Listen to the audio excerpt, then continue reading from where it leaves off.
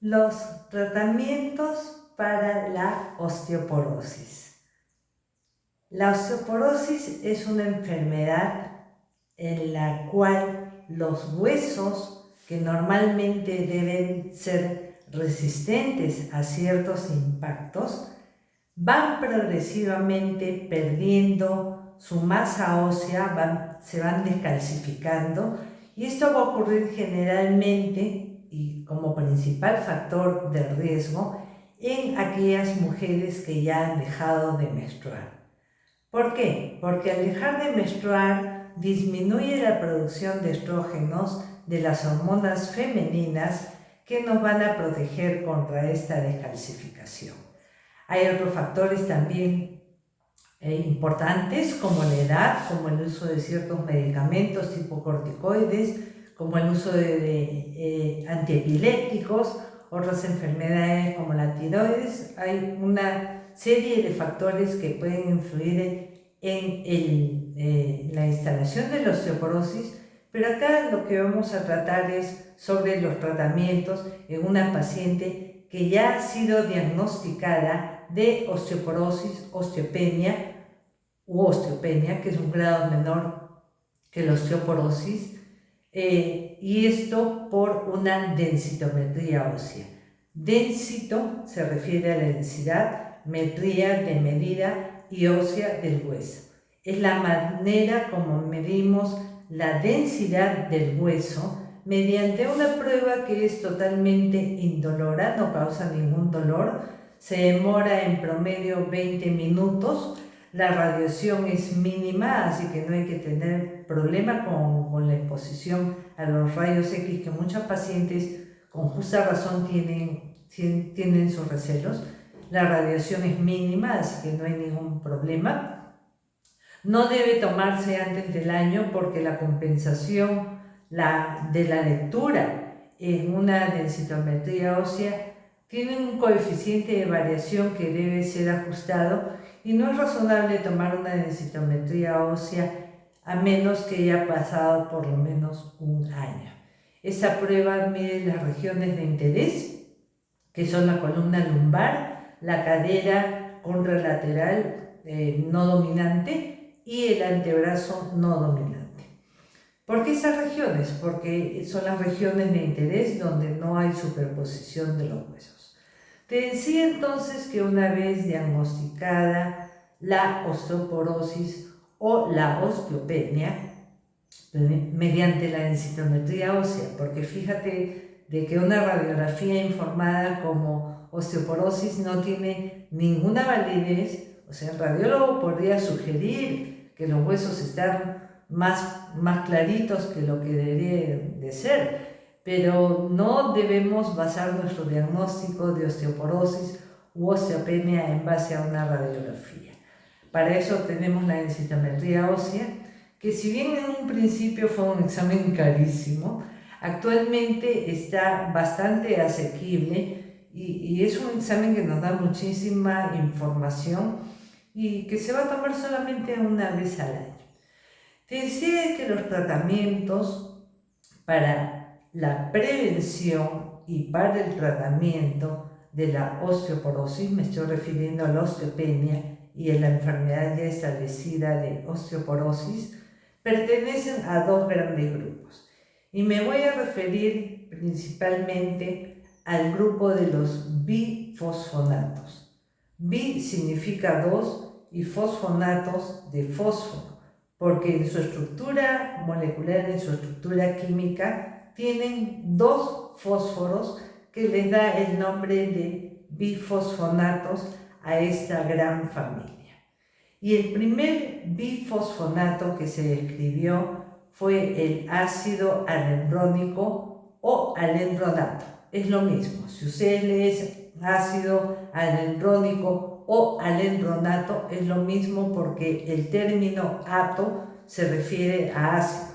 O sea, el ácido alendrónico o alendronato viene a referirse a la misma estructura, por este término ato que significa ácido. El alendronato en un primer momento, y eso es histórico, se usaba en dosis de 5 a 10 miligramos al día, pero actualmente tenemos tabletas de 70 miligramos una vez a la semana. Es el medicamento de primera generación que apareció del grupo de esta gran familia de los bifosfonatos, que tiene ya muchísimos años en el mercado. Es el bifosfonato más ampliamente usado y más ampliamente estudiado. Se considera el gold estándar o punto de referencia para el resto del tratamiento. Todos los demás estudios referidos a bifosfonatos o a otras moléculas para tratar o prevenir la osteoporosis toman como referencia el alendronato, porque es el punto estándar, el punto de referencia por ser el medicamento más utilizado para el tratamiento de la osteoporosis. Les decía que actualmente disponemos del alendronato o ácido alendrónico 70 miligramos una vez a la semana, que debe tomarse siempre en ayunas, siempre con 1 o 2 vasos de agua, con el estómago vacío, y esperar 1 hora sentada o parada, pero no recostarse, para permitir que este alendronato sea absorbido de su mejor forma. ¿Y por qué tanto detalle de que esté el estómago vacío? ¿Por qué tengo que esperar media hora? ¿Por qué tengo que tomarlo solamente con agua? ¿Por qué tengo que esperar media hora o 1 hora para recién tomar mis alimentos? ¿Por qué no puedo recostarme? ¿Por qué tengo que estar sentada o parada? Por el motivo de que el ácido alendrónico, como el otro bifosfonato oral al cual me voy a referir, tienen un porcentaje de absorción muy bajo. 0.7% de la pastilla que te has tomado va a ser absorbida. 0.7% de la pastilla.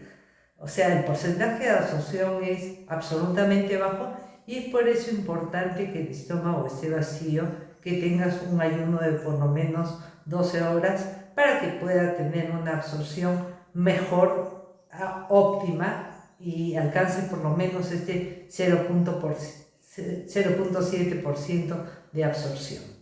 ¿Y por qué solamente con agua? Porque el hecho de ingerirlo con algún alimento o con cualquier bebida o líquido que no sea absolutamente agua, hervida, purificada, obviamente, de esa manera se va a optimizar, se va a absorber mejor el medicamento.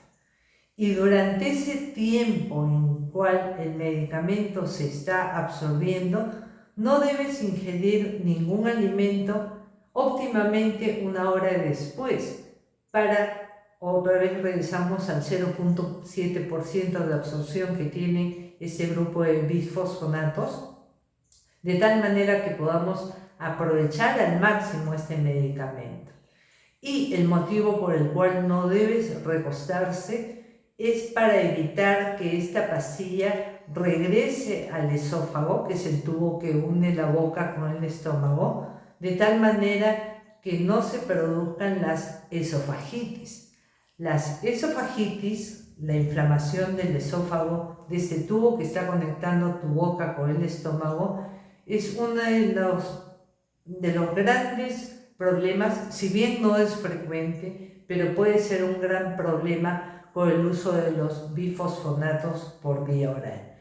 De esa manera evitamos que haya un reflujo, que regrese esta pastilla al estómago. Muchas pacientes me dicen que otro médico le dijo, bueno, esa hora tienes que caminar.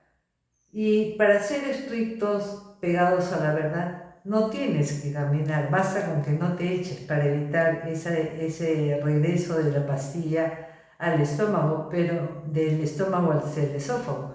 Pero no está de más la recomendación, de paso que te distraes y esa hora que tienes que esperar tu desayuno pasa de una mejor manera haciendo una actividad física.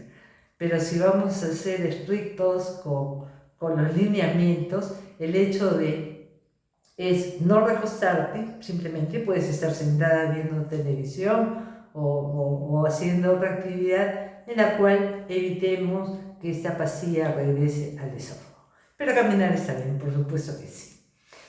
El otro bisfosfonato que ya pertenece a una segunda generación y que estoy hablando de los bisfosfonatos que están más ampliamente usados, es el ácido ibandrónico de 150 miligramos. El ácido ibandrónico de 150 miligramos tiene la comodidad posológica de que se toma una sola vez al mes. ¡Qué maravilla! En vez de estar tomando el alendronato todas las semanas, pues se nos presenta la oportunidad del ácido ibandrónico o ibandronato de 150 miligramos una vez al mes. Pero entenderemos también de que si es una vez al mes, la tableta es mucho más grande. Y muchas veces el paciente tiene dificultades para deglutir esta tableta que es un poco más grande que el alendronato. Obviamente, si lo tomas una vez al mes, obviamente si tiene 150 miligramos, que es un poco más del doble que el alendronato, mi mejor consejo es tómalo con 2 vasos de agua. No con uno como se aconseja, sino con 2 vasos de agua, de tal manera que aseguremos una buena llegada al estómago.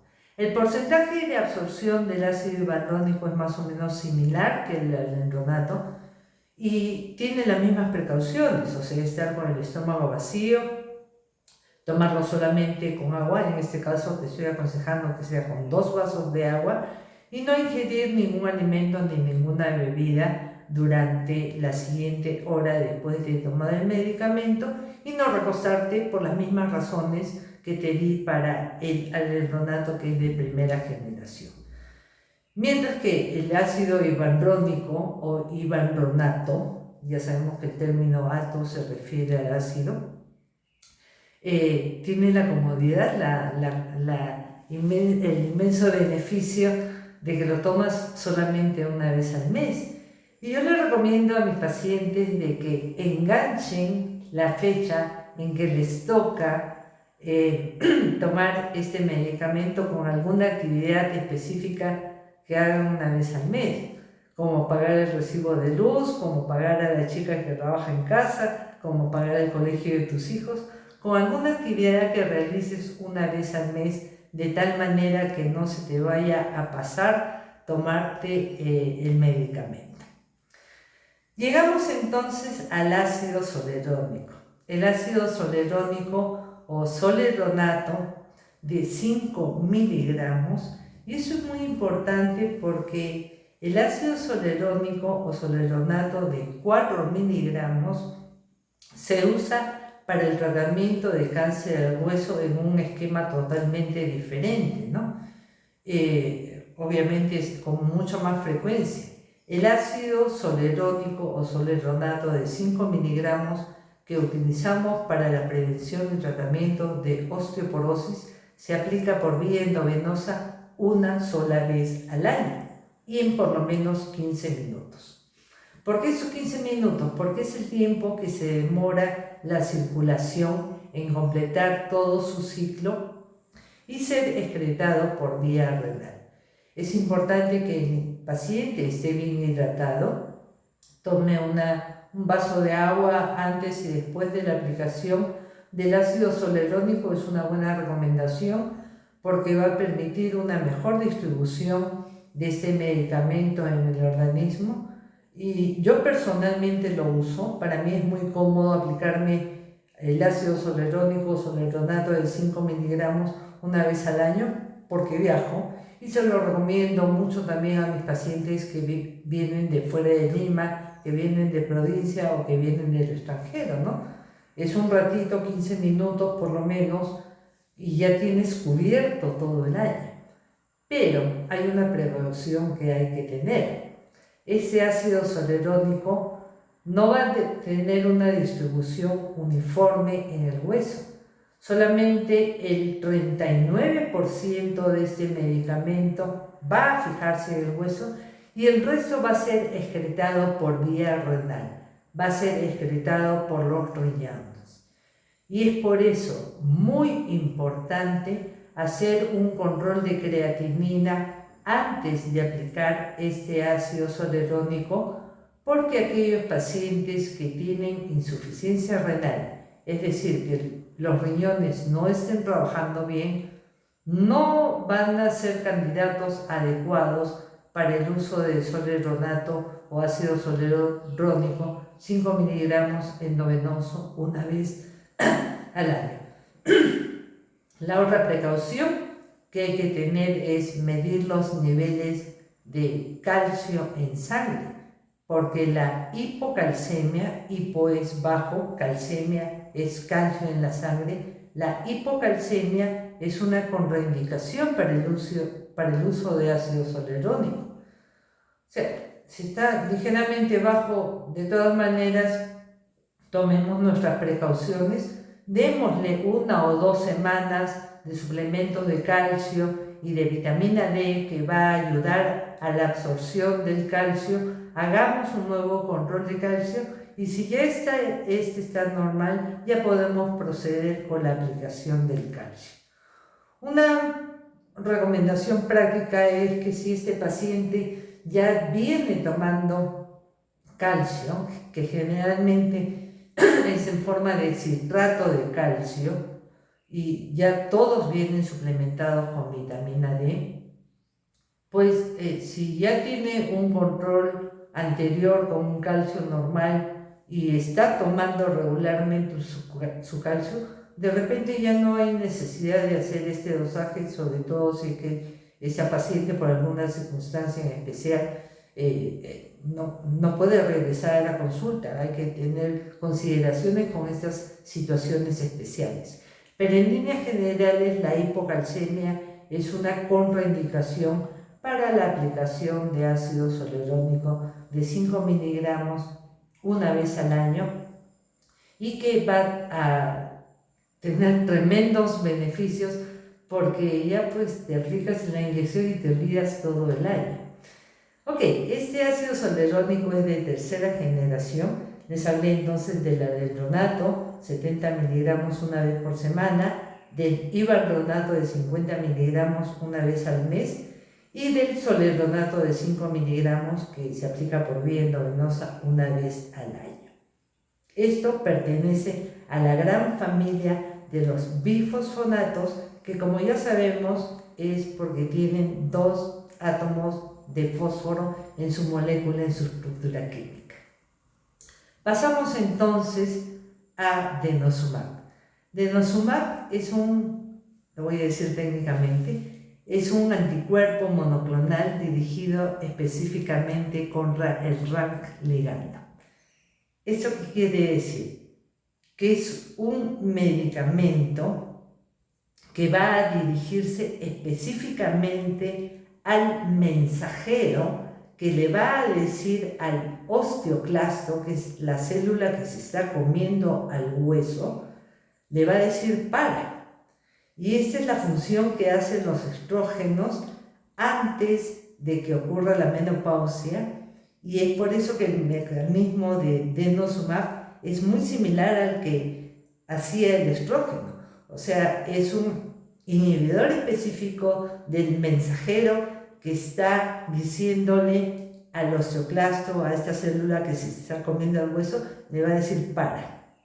Y en ese parar al osteoclasto va a permitir que los osteoblastos, que son las células formadoras de hueso, rellenen estas cavidades que han dejado los osteoclastos, que son llamadas las lagunas de Haushep. Estos son detalles técnicos, pero lo importante es comprender que nuestro esqueleto está en continua remodelación.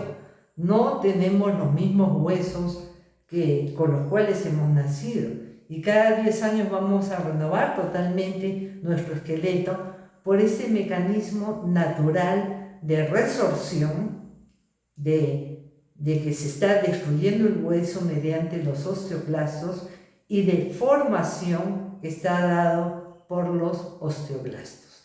De esta manera nuestros huesos se mantienen nuevos, se mantienen remodelados se mantienen mucho más resistentes, porque de otra manera ocurriría la fatiga de los materiales. La fatiga de los materiales se refiere a que si un material está durando demasiado tiempo, se va a fatigar y puede producir daños si es que no hay este mecanismo natural tan sabio, tan admirable, que es la resorción y formación del hueso.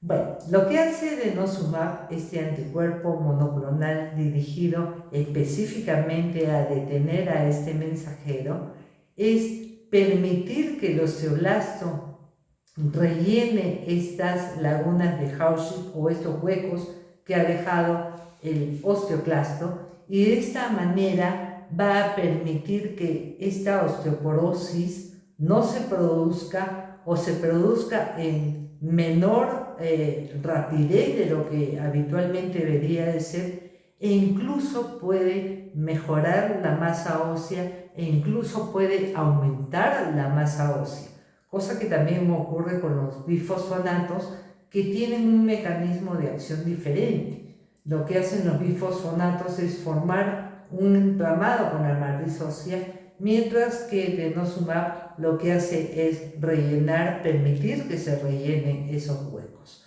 Como se darán cuenta, son dos mecanismos de acción diferentes y cada uno con sus beneficios, cada uno con sus pros y sus contras. La ventaja del denosumab es que se aplica por vía subcutánea como una vacuna cada 6 meses. Mis pacientes lo llaman la vacuna de los 6 meses, porque es la forma como se administra por vía subcutánea, ¿no? Y luego de estas dos aplicaciones en el mes 1 y en el mes 0 y en el mes 6, luego de 6 meses hacemos una densitometría ósea y vemos que también le ha ido con esta aplicación de denosumab. Explicado de que son dos mecanismos de tratar y prevenir la osteoporosis, porque muchos pacientes me dicen: doctora, ¿y se puede usar los dos medicamentos juntos? Es decir, el ácido zoledrónico y el denosumab al mismo tiempo. Permítanme decirle que no hay estudios al respecto, porque en primer lugar sería demasiado costoso. Se necesita por lo menos 200.000 pacientes para que este estudio clínico tenga valor. Y en segundo lugar, la industria farmacéutica que fabrica estos medicamentos, pues simplemente no tienen interés en demostrarlo. Pero la respuesta es que teóricamente, sí se podría, porque estamos hablando de dos mecanismos diferentes. Obviamente yo no le voy a dar esos medicamentos simultáneamente al mismo paciente, porque no hay estudios clínicos que me respalden. Y nosotros tenemos que apoyarnos en los estudios clínicos para poder recetar el medicamento a un paciente. Y en base a estudios clínicos, déjenme mencionarles el estudio de la gran maestra reumatóloga e investigadora Ethel Sirris. Ethel Sirris es una investigadora norteamericana que hizo un estudio en 200.000 antebrazos mediante densitometría ósea, y demostró mediante el estudio NORA, así se llama, National Osteoporosis Research Assessment, NORA por sus siglas en inglés. Ethel Sirris demostró que el 85% de las fracturas ocurren en mujeres que han tenido osteopenia a nivel del antebrazo. Es un estudio muy interesante que salió hace muchos años, cuando yo recién me estaba formando, interesando en esos estudios de osteoporosis, y me leía cuánta información llegaba. Y yo les aconsejo mucho, sobre todo a los médicos reumatólogos jóvenes que ubiquen el estudio de la gran Ethel Series, el estudio NORA, para tener mayor información y amplíen su mente de que las osteopenias también deben de ser tratadas debido a estos factores.